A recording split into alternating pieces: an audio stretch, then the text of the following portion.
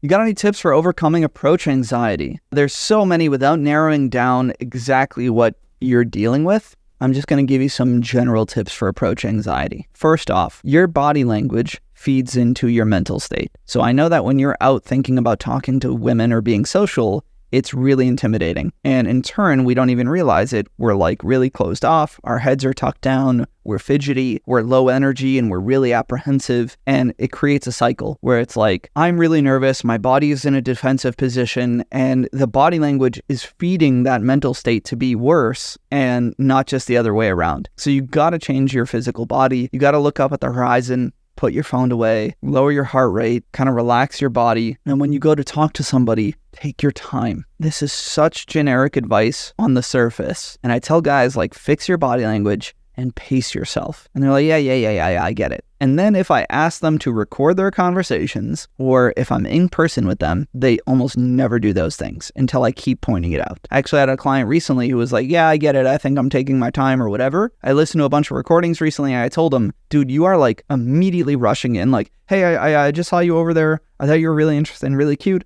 Anyway, what you're doing? And like, he's spitting things quickly. That is going to like make you more nervous. It's going to give you a poor response rate, which is going to also kill your results, which makes you more nervous. Ground yourself. Outside of that, I think warming up as much as possible being social. So find small ways to get used to starting to engage people. If that's making eye contact while walking around and smiling at people, fantastic. If that's like greeting people in the elevator or holding a door, awesome. If you want to get more comfortable trying to push yourself to ask a personal question of like a barista or a bartender or a bank teller and say like, hey, what'd you do for this weekend? Or how's your weekend? And try to like push into a conversation with somebody that you're safer at. I think those experiences can get you used to, pushing yourself to meet new people and mitigate your social anxiety. Even practicing in your head what you want to say to somebody. So imagine you see somebody across the street or on a park bench, just pretend like you're looking at them and saying what you want to say and say like,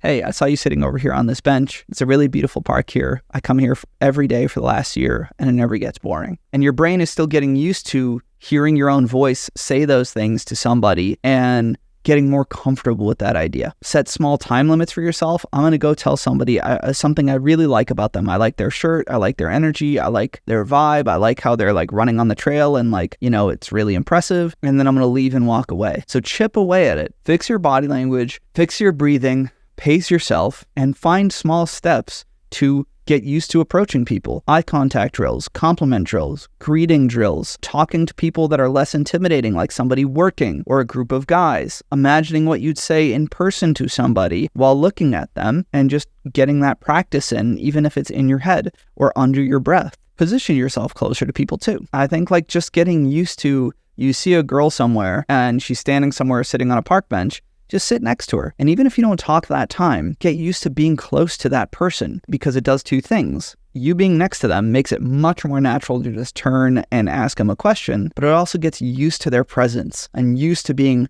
right there. And that helps mitigate a lot of anxiety. And then finally, there's lots of cool tricks and games. The 5-second rule, which is every time you see somebody that you want to talk to, the second you notice them, you need to take some action within 5 seconds. So even if it's not to approach fully, like walk past them, get up out of your seat and stand next to them, look over, smile, and make eye contact. And that way you're training your brain, when I see somebody I want to talk to, instead of feeling anxious and completely shutting down and feeling terrible, I'm taking some sort of action, and you feel more empowered and you get used to it. So next time it's even easier to take that line and then just increase, man. Best thing I can tell you is just don't overthink it. Whatever way that you can take some level of getting in front of people, getting out, making eye contact, saying something quickly, asking somebody to take your picture, going to a store and putting on some clothes and being like, hey, can I get a real opinion on this shirt? Exposure, exposure, exposure, exposure, and more reps. That is how you'll get better. There's no way to mitigate your anxiety perfectly and then suddenly be able to hold amazing conversations. I think that's when guys are like,